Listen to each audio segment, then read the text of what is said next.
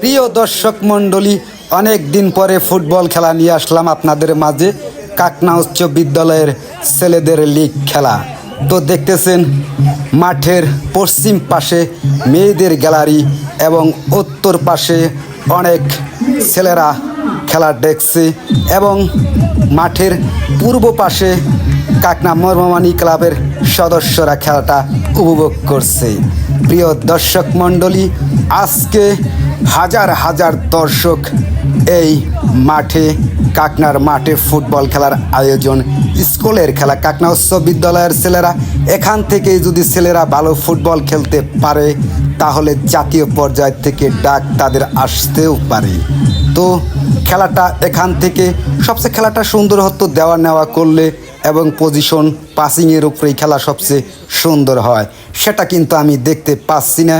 এলোমেলো যার যার মতন খেলছে ফুটবল।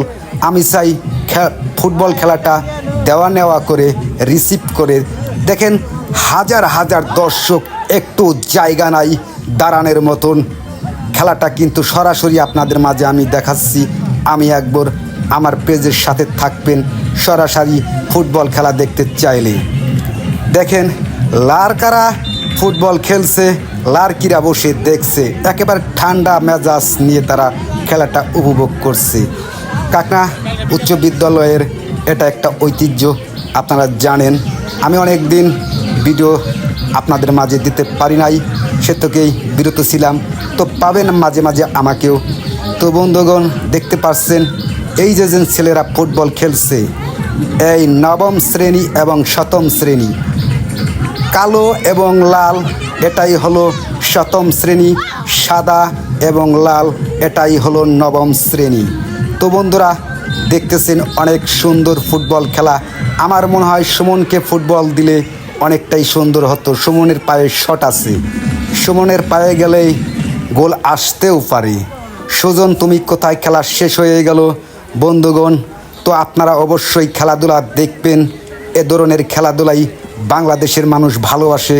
কিসের ব্রাজিল, কিসের আর্জেন্টিনা, কিসের স্পেন, কিসের উরুগুয়ে, আমাদের বাংলাদেশের খেলোয়াড়রাও কম নয়।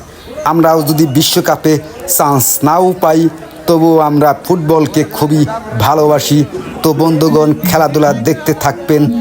আবার যদি আমাদের খেলাধুলা এই কাকনা টিম ছাড়া হয় আপনাদের আমি জানিয়ে দিব। কাকনা উচ্চ বিদ্যালয়ের খেলারা মেয়েরা এখন স্কুলের দিকেই প্রবেশ করছে।